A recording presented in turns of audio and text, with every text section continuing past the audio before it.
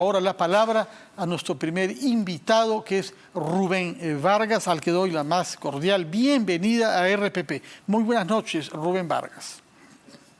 Fernando, muy buenas noches. Fue un placer poder conversar contigo. Usted conoce el BRAEM desde hace mucho tiempo porque ha sido jefe de Vida y ministro del Interior y porque se ha especializado en temas que tienen que ver con el terrorismo y el narcotráfico. Pero entre las cosas que ha publicado usted recientemente hay datos que muchos no conocíamos sobre la realidad de nuestros compatriotas que viven en esa región del BRAEM. ¿Qué ha pasado con el Estado durante los últimos años? Desde hace casi 14 años hay una presencia militar muy importante en el BRAEM, pero no se siente el Estado para necesidades básicas de nuestros compatriotas que viven ahí.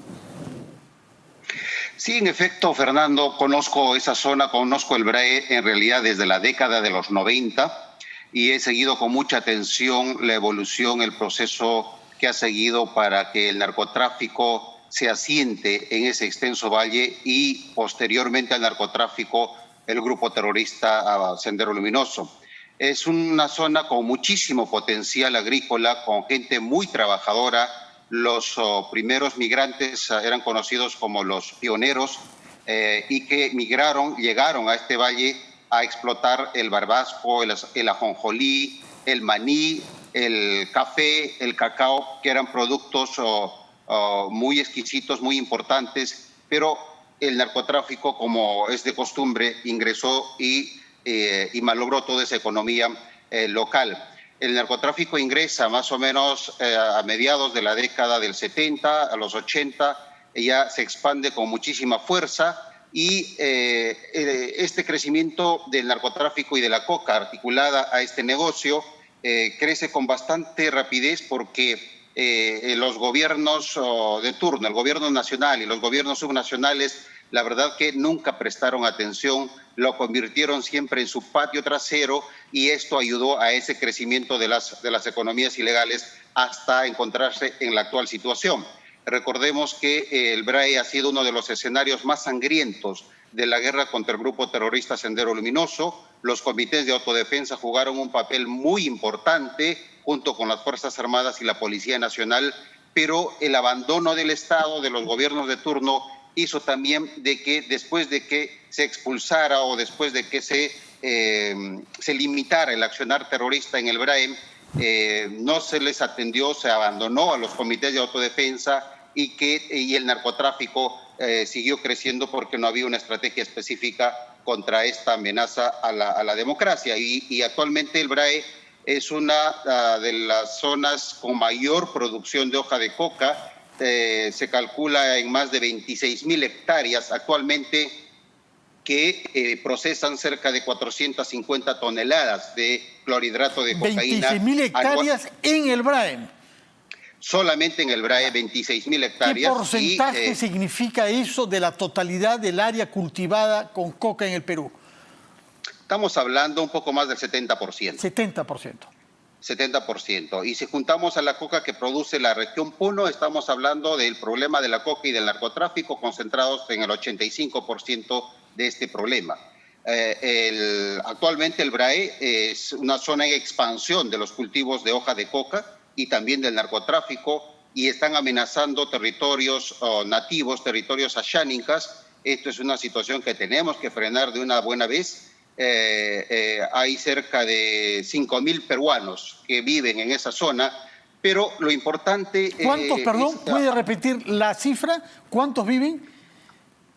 En todo el BRAE, que está formado por 69 distritos, ¿sí? Hay 500.000 peruanos. Ya, de acuerdo. De los 69 distritos, 9 concentran el problema en un 80%, el problema de la coca y del narcotráfico. Entre ellos Vizcatán del N, ¿no? En efecto, entre ellos Vizcatán del N. En Vizcatán del N se cultiva cerca de 3.000 hectáreas de hoja de coca, articuladas completamente, por supuesto, al negocio de la cocaína y del narcotráfico. O sea que es más de una décima parte de la totalidad de las hectáreas del BRAEM dedicadas a la coca. Vizcatán... En efecto, Biscatán está dentro de estos 9 distritos que concentran el 80-85% del problema del narcotráfico y de la coca ilegal. De acuerdo. Y Biscatán del N, además de tener esta amenaza, de tener a su población secuestrada por los intereses del narcotráfico, también sufre la presencia del grupo terrorista que desde la década de los 80 ha convertido a este distrito en su base de operaciones. No es reciente la presencia terrorista en este distrito. Estamos hablando desde desde la década de los 80, tenemos 40, 50 años con este problema que lamentablemente no ha podido ser superada. Y si controlan de una manera tan larga y tan maciza ese distrito, ¿a qué responde un atentado de esta naturaleza?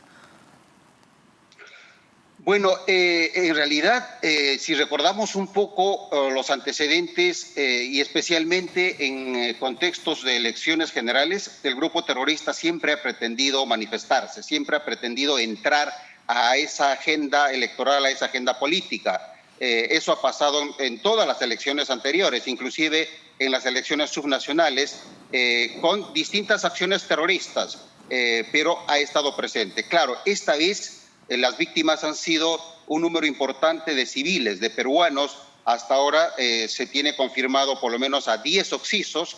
Inicialmente se hablaban de 18. Vamos a esperar cuál es el informe final de las autoridades que entiendo están en la zona. Pero este asesinato múltiple, esta masacre, en efecto, es especialmente fuerte porque estamos hablando de población civil que, de acuerdo a los panfletos y alguna información que salió de la zona, serían personas que tenían algún nivel de relación o vínculo con bares que atendían en algunas zonas en las afueras de la capital del distrito. Bajo esa lógica de la limpieza social que en algún momento el grupo terrorista empezó a realizar, inclusive en los años más duros de la década de los 90. Pero los motivos de esta masacre, de este asesinato múltiple, todavía no están muy claros. Lo único que se tiene es un panfleto terrorista que más o menos da el mensaje de estar reivindicando este hecho criminal. Pero también hay que señalar que antes de esta masacre, de estos 16 muertos, este grupo terrorista ya había asesinado también a una familia acusándolos de colaborar con las fuerzas del orden. Entonces, digamos, no es un hecho estrictamente aislado. ¿Y qué papel juega en Biscatán del N los comités de autodefensa? Jugaron un papel muy importante. En realidad son los grandes héroes olvidados de la guerra contra el terrorismo en el BRAE en general. Hay que reconocer a los comités de autodefensa, a Xánicas especialmente, que con arcos, con flechas y con sus lanzas, de manera muy precaria, pero hicieron retroceder a este grupo criminal que entonces estaba capitaneado por el terrorista conocido como Feliciano. En la cuenca del Apurímac también tenemos a grandes héroes de los comités de autodefensa y hay una deuda interna del país, del gobierno, que no ha sido saldada todavía con los comités de autodefensa. Necesitan mucha atención, necesitan que el gobierno cumpla con pagar la deuda que tiene con estos peruanos que muchos de ellos hasta ahora están todavía en una condición de discapacidad que no se les ha prestado el reconocimiento ni la atención que corresponde. Entonces, creo que es muy importante que las fuerzas del orden trabajen en conjunto, nuevamente se encuentren, se reconcilien para enfrentar y expulsar finalmente a este grupo terrorista que está bastante cómodo en uno de los distritos donde el narcotráfico lo ha convertido lamentablemente casi en una zona liberada. Sí, zona liberada, nos dice, son palabras mayores. Tenemos que ir a una pausa, Rubén Vargas, después de la cual yo quisiera que nos diga por qué la estrategia antisubversiva que tuvo éxito en el Guayaga no ha tenido éxito, si se aplicó, usted nos lo dirá, en el Braem. Nos lo contesta, por favor, después de una breve pausa, porque estamos obligados a respetar la franja electoral.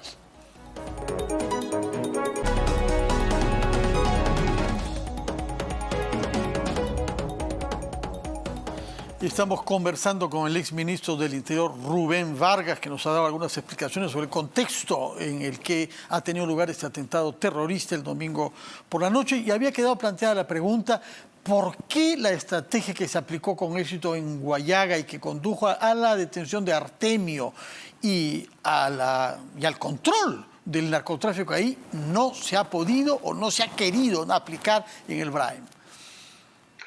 Bueno, Fernando, hay que hacer un poquito de historia y recordar que en el 2006-2007, durante el segundo gobierno del presidente Alan García, se tomó la decisión política de asignar responsabilidades a las Fuerzas Armadas y a la Policía Nacional. Se dio la responsabilidad de enfrentar al terrorismo a la policía en el Alto Huallaga y a las Fuerzas Armadas en el Valle de los Ríos Apurímac y Mantaro. En el Alto Huallaga se aplicó una estrategia integral.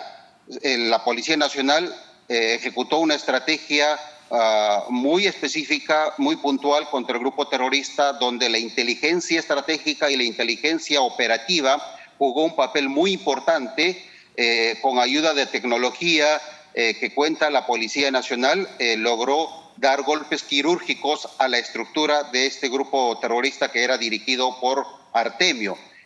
Fueron cayendo sus mandos intermedios y finalmente capturado el cabecilla Artemio en el año 2012, y paralelamente se ejecutaba un ambicioso programa de desarrollo y de inversión pública en conectividad vial. Se conectó a el Huallaga, es decir, a las regiones Huánuco, a San Martín, inclusive Ucayali, con el resto del país, especialmente con la costa y con la costa norte, y eso posibilitó a que los agricultores sacaran con mucha mayor facilidad sus productos a los mercados nacionales e internacionales.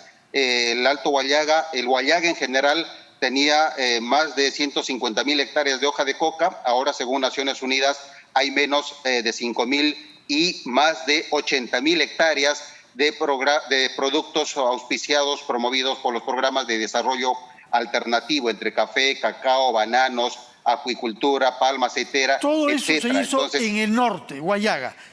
Todo eso se hizo en el Huallaga, en efecto.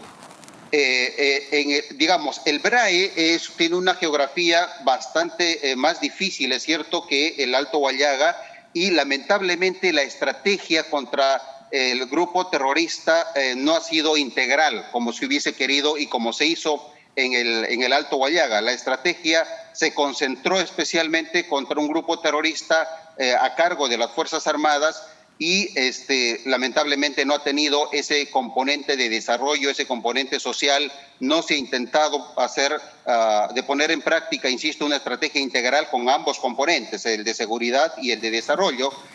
Solamente en el 2018 se aprobó finalmente una estrategia de desarrollo que complementara el esfuerzo de seguridad que venía realizando el Comando Conjunto. Y creo que tanto el 2018, 19 y 20 se ha avanzado significativamente en los programas de desarrollo y en algunos programas también de infraestructura. Hay una inversión de cerca de 2.000 millones de soles en infraestructura de los distintos sectores del gobierno central, y en los temas específicos de desarrollo que está a cargo de vida se ha invertido cerca de 180 millones de soles. Ojalá que esa estrategia pueda mantenerse. Hay un equipo técnico muy profesional, hay muchísima experiencia acumulada, y sería importante que el próximo gobierno considere a ese equipo técnico que conoce la zona, y creo que está retomándose el tiempo perdido de los años iniciales que se aplicó una estrategia más bien concentrada solamente frente al grupo terrorista. ¿Y qué sabemos sobre los vínculos que tiene el grupo terrorista que ha cometido el atentado el domingo y eventualmente Quispe Palomino con el Movadef? Bueno, Fernando, el grupo terrorista que opera en el BRAE no es exactamente el Sendero Luminoso que conocemos de los 80, de los 90. No es el Sendero Luminoso que lideró y lidera Abimel Guzmán. Estamos hablando de un grupo terrorista que escindió, que rompió de este Sendero Luminoso a fines de 1999, de la década de los 90, con la captura de Feliciano. Cuando cae Feliciano, los Quispe Palomino, los tres hermanos, toman el control de lo que se llamaba el Comité Regional Centro Principal del grupo terrorista y le dan una nueva estructura, un nuevo ideario y pasan a autodenominarse como el militarizado Partido Comunista del Perú, principalmente maoísta. Y claro, mantienen su base de operaciones en el Biscatán y tienen un acercamiento y una simbiosis casi como siameses a la lógica misma del tráfico de drogas. Están en esa zona financiados en el 100% por el narcotráfico. Ellos forman parte de la cadena de suministro del problema de las drogas, controlan todo el tráfico de drogas en la parte norte del BRAE, desde Biscatán, que conecta hacia Satipo, hacia Mazamari, hacia Huancavelica, por Pampas, Tayacaja, Huachocolpa, etc. Es una extensa ruta de la droga que es controlada el 100% por ellos. Pero ojo, esa es una parte de las rutas de la droga en el BRAE. Ahí tenemos otras hacia el sur, hacia el centro, que tiene otra lógica. El grupo terrorista controla las rutas del norte. No todo el narcotráfico en el BRAE es controlado por este grupo criminal. Pero aún cuando recibe el 100% de su financiamiento por los dólares sucios del narcotráfico, tenemos también que señalar que aún tiene todavía la estructura y el objetivo de todo grupo terrorista. Esta última masacre, este asesinato colectivo realizado en un contexto electoral, sin duda cumple con sus objetivos de hacerse presente en la agenda nacional e inclusive hacerse notar, hacerse sentir en los medios internacionales, y también para dar el mensaje a la lógica misma del narcotráfico, a los actores del narcotráfico, de que son ellos los que controlan esa parte del país. Pero entonces lo que usted sostiene es que el clan de los Quispe Palomino no respondía ni a la jerarquía ni a la estrategia política definida por Abimael Guzmán para el Movadef. No, definitivamente no responden, es otra lógica. Esa relación que tenían con Abimael Guzmán y el Sendero Luminoso, el Partido Comunista del Perú, Sendero Luminoso, se quebró a fines de la década del 90, cuando Abimael Guzmán plantea el llamado acuerdo de paz primero, luego la solución política a los problemas derivados de la guerra y finalmente la amnistía general. Es decir, la estrategia que pone en práctica a través del Movadef. Esa estrategia hace que se genere el rompimiento entre el Sendero Luminoso que conocemos con los Quispe Palomino. Precisamente por eso es que policialmente y mediáticamente se les conoce a este grupo del BRAE como el grupo Proseguir. Ellos continúan con su accionar terrorista y rechazan y lo consideran como traidores, capituladores al Sendero Luminoso de Abimael Guzmán. Ese es un acto de rompimiento absolutamente claro. Y no, estamos hablando de lógicas y estructuras completamente distintas, aun cuando los mandos se han formado por algunos remanentes del terrorismo de los 80, pero ha tenido una mutación y una convivencia mucho más clara con la economía del narcotráfico. Muchas gracias, Rubén Vargas, por sus explicaciones, tanto sobre la realidad de nuestros compatriotas en el BRAE, como sobre la realidad de los terroristas que todavía actúan ahí. ¿A cuántos calcula usted que se eleva el número de personas que actúan orgánicamente en este grupo terrorista? ¿Cuántos pueden ser? Fernando, no son más de 150 hombres armados, pero claro, tienen la ventaja de tener un conocimiento muy al detalle de la zona de operaciones, tienen una potencia de fuego importante, eso les permite controlar algunos distritos como Biscatán del N. Te cuento rápidamente que cuando estuvimos en Devida, intentamos entrar al Biscatán del N con la estrategia de desarrollo, trabajamos algunos proyectos productivos con el alcalde, pero rápidamente los grupos terroristas salieron a amenazar a nuestros técnicos, a nuestros ingenieros, y finalmente, para preservar su integridad física, su vida, tuvimos que salir de Biscatán del N. Ellos están controlando esa zona, lamentablemente. Esa es una tarea pendiente para el próximo gobierno. Zona liberada. Usted la ha llamado una zona liberada, ¿no? Fernando, conozco la zona y es esa la situación. No vale esconder un problema, sino al contrario, ponerla sobre la mesa para que el próximo gobierno sea consciente de la magnitud del problema y sepamos qué es lo que plantean para enfrentar esta delicada tarea. Muchas gracias por su tiempo, por sus explicaciones, Rubén Vargas, que son malas noticias, pero como usted dice, no vale la pena ponerlas bajo la mesa, sino asumirlas. Después de haber hablado de las consecuencias de una ideología delirante